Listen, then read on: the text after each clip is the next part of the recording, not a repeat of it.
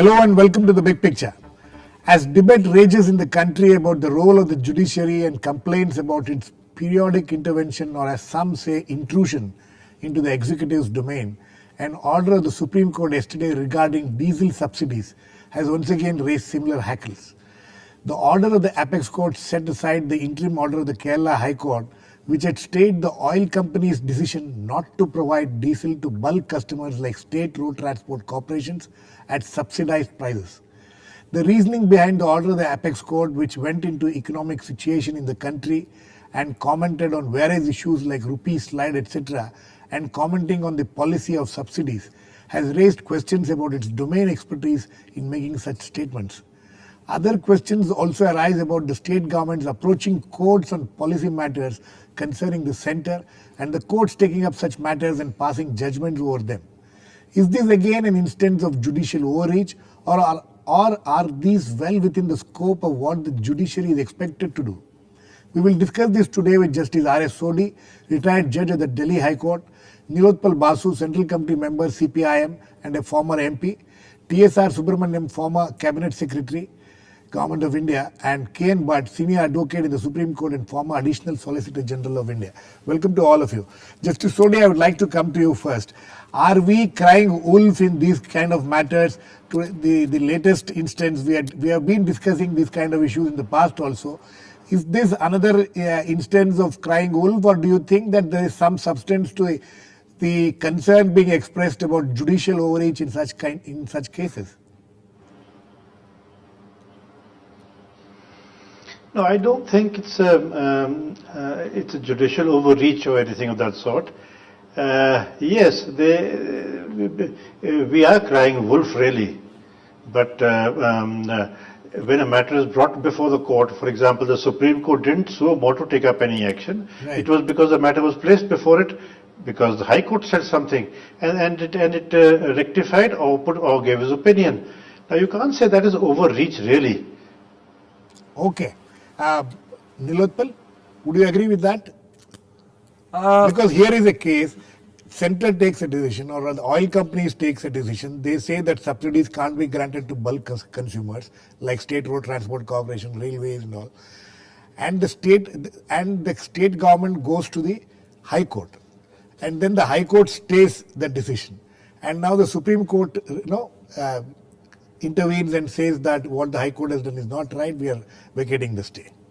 No, what Justice Sodhi is saying factually it may be correct, but at the same time, if you look at the order, as it has been reported in the media, they have gone beyond just disposing the case. They have commented on what should be the principles which should underlying the subsidy policy. Right. And I don't know, for example, on this, I think the executive at the national level, especially the Prime Minister, this will be like music to his ears.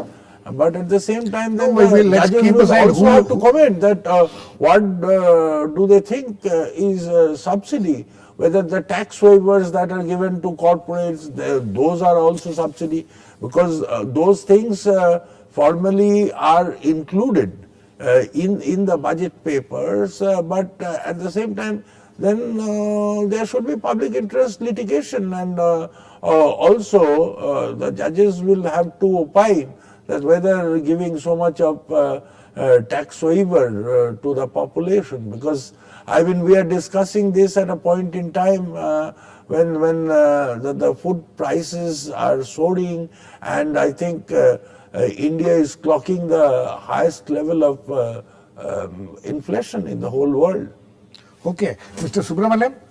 Subramanian, do you think that the executive's domain is being, the judiciary is getting into the executive's domain in such matters? Well, Girish, I have not read the order. I've read the extract in the newspaper. It's not quite clear whether they're observations or they're part of the formal orders. Yes. It's not quite clear to me.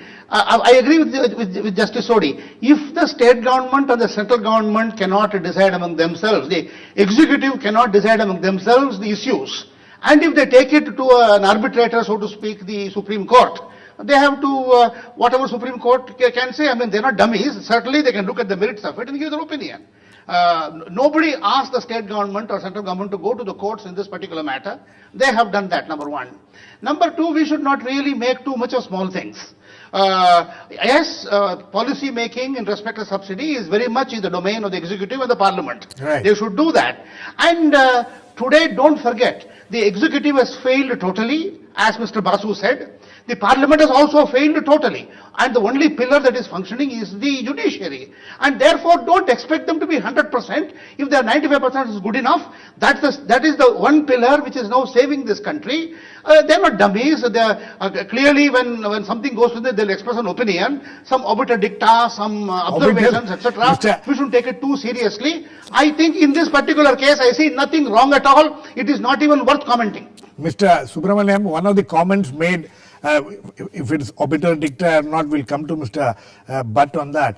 We have, I'm quoting from the from what has been said in the order.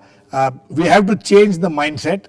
You, that is the transport corporations, just cannot sustain on subsidy. You have to find ways and means to sustain. You have to charge from public. We cannot ignore the fact that oil is imported. Stereotype thinking has to be changed. How can you continue to survive on subsidy? Do you think that these are, the courts or the judges would have domains? I would agree. I would frankly agree with these comments. You see, there are two issues. Whether one agrees with these comments or whether they're entitled to make the comments or not. Exactly. If you go to them, they will express their minds. Don't go to them. And secondly, I also agree. I agree with the comments. You agree with the comments, Mr. Bhat? You think that these are, intruding into the executive domain? First, I want you to answer that question. First of all, I have not read the judgment. Yes. Whatever has been reported in the newspaper, on the basis of which I am making the statement. Yes. Having lived in the court for over 40 years now, Yes. all that is reported in the newspapers are not part of the judgment or may not be part of the judgment. It was the conversation between the Attorney General and the court during the court's judgment. At the end of it, I believe, is saying that Kerala High Court's order directing the oil companies to supply at subsidized rates is set aside. Right. This is during the course of arguments. The problem is the media thinks that every noise coming from the bench is a judgment. It is not. You have to make some of it is not even obiter, as Sir Subramanian said. Obiter is some observation in the judgment. My own feeling, knowing all the proceedings before now, for example, Colgate or this one, so many observations are reported in the press, but they are not part of the order. And similarly, but if you remember, there have been any number of times the chief justices and justices have, speaking in public forums have been warning or have been telling themselves that that the judges have to be careful when they speak inside the court. I believe if they have been telling, and rightly so, and should be less talkative if they ask my opinion. I am older than the senior most judge, so I can afford to say that they should be talking less. Yes. But these are all, according to me, not part of the judicial order. This will be, from the way it is put, it looks as though the court was telling the Attorney General, who was arguing on behalf of the oil companies, and then somebody was representing the state government or the PIL petitioner, and saying that, look, you better run your organization in a better manner, and subsidy is not the way. In this case, it is not generally about subsidies. It is about this particular subsidy of diesel being given. Because nothing more than that. It is not a policy issue. The question, Sir, Mr. Subramanian, I'll come back to you. I think Nilotpal wants to react to some of things you said. I think I have to respond to what Mr. Subramanian was saying, since he supported the content and the issues on which the honorable judges they opine. Now, because the oil pricing in this country is the most opaque as it can be, all of us, we know that the price which has ultimately to be paid by the consumers, whether they are the bulk consumers or the individual retail consumers, have to pay through your nose in terms of the tax. So what is actually subsidy? If a product, say its cost of production is X, then it is loaded by a certain percentage of tax. We are not really discussing about the So that is the why pricing policy. I mean this claim itself by the judges that it is being subsidized in itself is under question, because how much is the subsidy? If something costs 10 rupees, then you load it with a tax of 15 rupees and sell it for 15 rupees. So essentially, Nilotpal, you are trying to say that the judges don't have the domain expertise to Absolutely, make this kind of absolutely. comments. They do not have the wherewithal to really make something out of how oil is priced in this country. Mr. Subramanian? Mr. Subramanian? No, I would agree with Mr. Basu on many things. I agree with him on most things. I think the industry sector is heavily subsidized, and I think the poor man sector is not sufficiently subsidized. But I also feel that the subsidies are the wrong direction. Mr. Subramanian is a different No, agreeing with you. No, actually. and yes. Let him Yes. finish. Yeah. And therefore, we are not now discussing the issue of subsidy. We are discussing, I think Mr. Bhat was perfectly correct. This is not part of the order. Don't forget that the judges sit for 8 hours and listen to sometimes very good arguments, sometimes not so good arguments, sometimes a bit of trash from the lawyers. Occasionally they also interject, it's a dialogue there. We should not make too much of that. And I think they also ask questions and also prod to get the answers. So I think in short, that is an institution that is holding this country together today in these bad times. Don't be overcritical, don't run that down. That is my broad argument. Okay. Justice Sodhi, I want to shift the focus now to the other aspect. See, this is a matter which came up before the High Court of Kerala and Tamil Nadu, Andhra Pradesh. These are the two cases which are being dealt in this order. As far as Kerala or Andhra Pradesh or any state government is concerned, do you see that when these kind of issues are taken to the High Courts could have been a little more circumspect about these issues and not take up these kind of issues which are obviously in the executive domain? It's very difficult to say that the High Court should not have looked into it at all. After all, a petition has been moved, and the petition, unless it's absolutely frivolous, but if there is some substance and there is likelihood of a judicial order, the court is bound to look into it. Yes, you may say it should not transgress into the domain of the executive. That I agree with you. Yes. But we will never know that unless it is questioned and re-questioned, and finally what comes out is a product which has either crossed the domain or has not. Okay, Mr. Bhat. Well, I personally have no doubt that the High Court should not have issued a mandamus that you supply oil at subsidized rate.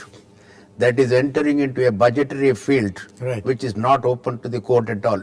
See, court can give an injunction saying that don't do it, but don't say that pay so and so much money, spend so much money on this. Let us get this clear.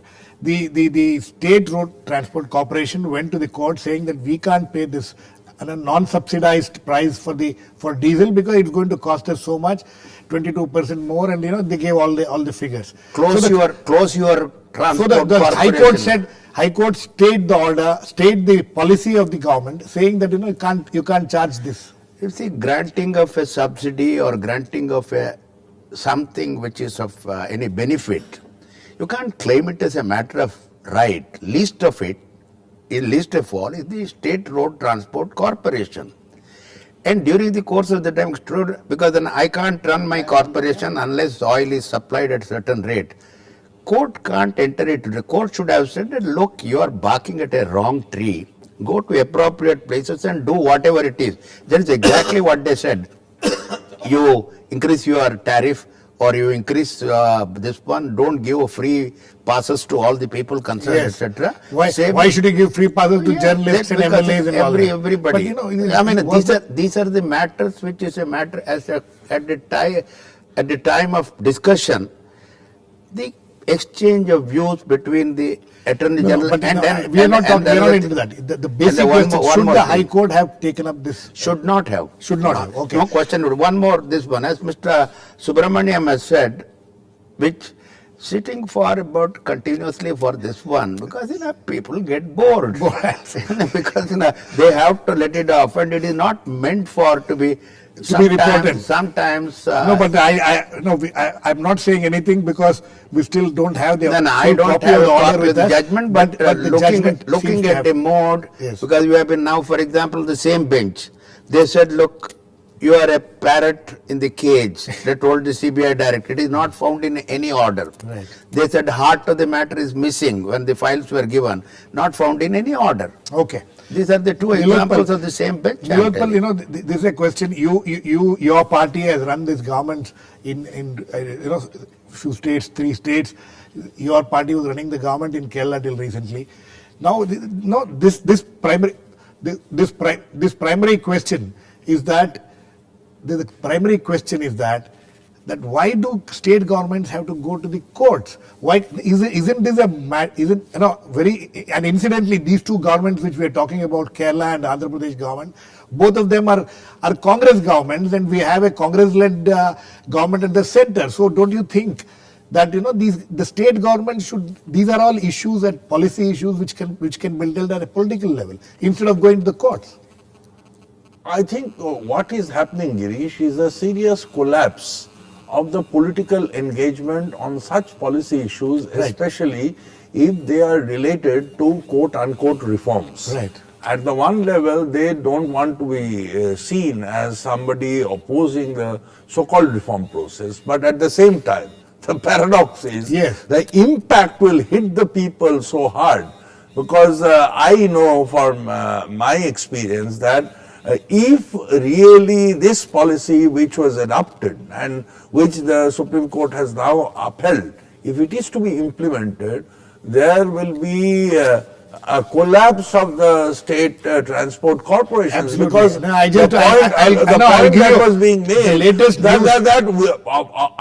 public transport will not be subsidized 2000 per se. That is a disaster. Nilotpal, in a country like 2000 India. schedules, the Kerala government has said that they will have to cut down on 2000 schedules of the Kerala State Road Transport Corporation if they have to deal with this thing. May I just add Yes. one word to what Mr. Yes. Basu has said?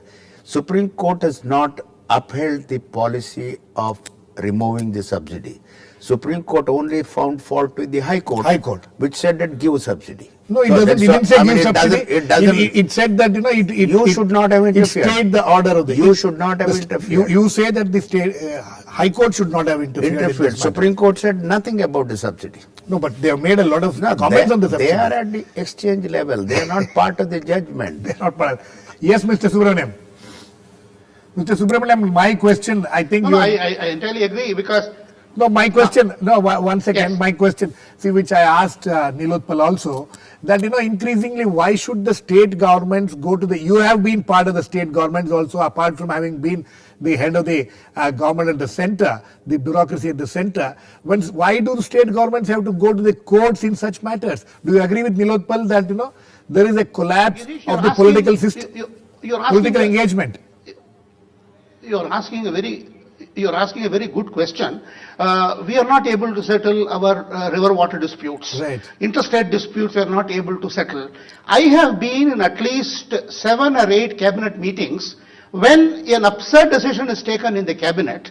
Somebody in the cabinet, me or somebody, objects to the decision. They say, no, we will take this decision. Let the court, let the court kill it, or let the court strike it down. This is the attitude. This is the attitude of our political bureaucracy, of a political executive, that we will do various populist things and we will give the odium to the court at all. Once you have this attitude, you cannot then be finicky and say court should not say this, court should not say that. In this particular case, I feel we should not make too much about this.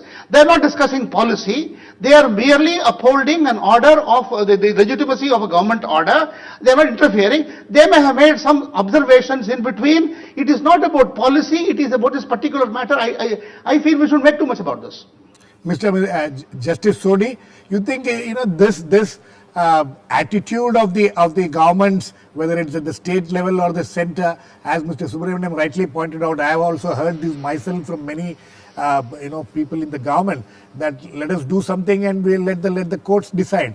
You think that the governments are abdicating their responsibility and putting the onus on the judiciary? Absolutely. See, if the government itself can't decide amongst themselves what is the policy and whether its corporation is going to follow its policy or not, and surely you can't then blame the court that it has trying to resolve a dispute within the government, which the government should do it to itself. Okay, Nilotpal, so you agree that the political executive, whether at the state or the central level, whichever party they belong to, they are increasingly abdicating their responsibilities. Yeah, absolutely. Because you see, our constitution is so well defined in terms of separation of powers. Executive has its own area, legislature has its own area. But what is happening increasingly, the incapacity of the political executive to deal with both the legislature as well as the executive, they are actually withdrawing. Especially, again, I am saying that this is a neoliberal state where they want the market forces to take over.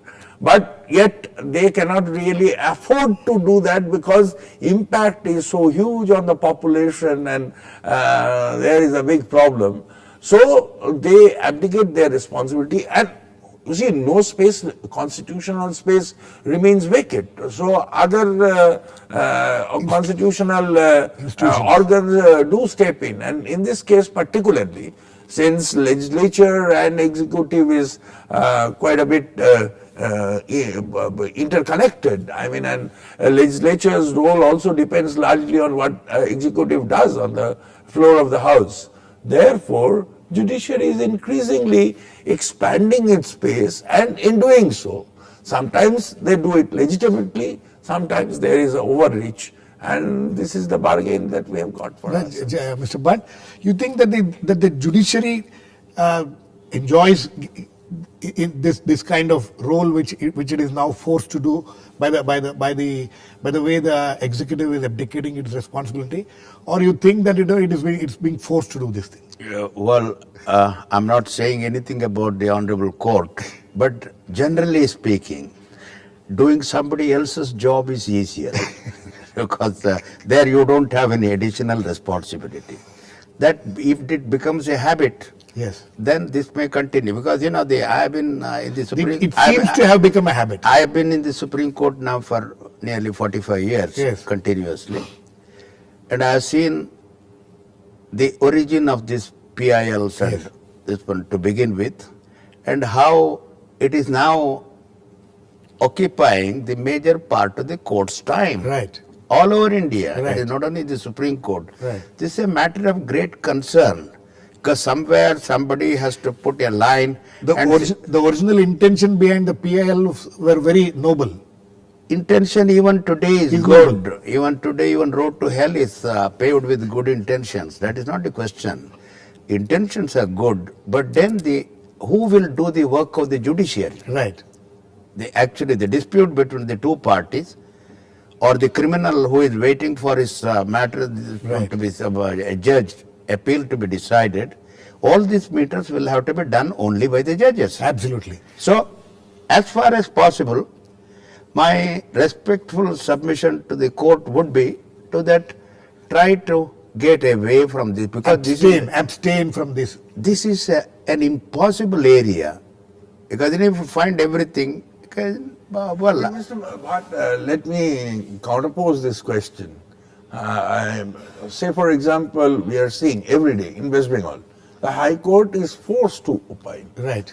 Almost on a daily basis because there the question is there, executive or the legislature, the things they do, which really hands out a certain level of misdelivery of justice to the citizens, and citizens, whatever records they have left for themselves but to go to the court. No, that's exactly the point which we are trying to make. Justice Sodhi was saying, I mean...